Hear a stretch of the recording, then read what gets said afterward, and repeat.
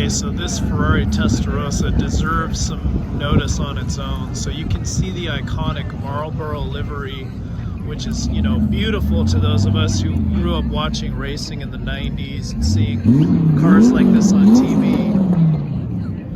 But check this out.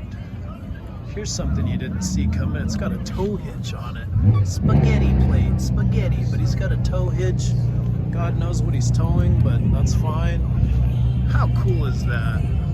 I think it's a little bit later Testarossa, meaning later 80s, but I'm only saying that based on the mirrors. It has both mirrors and it has the lower position, gated manual, of course.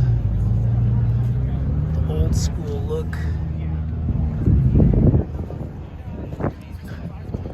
How fun is that? Testarossa that gets driven to the track and is able to tow. Thought I'd seen it all, but I had not. Well,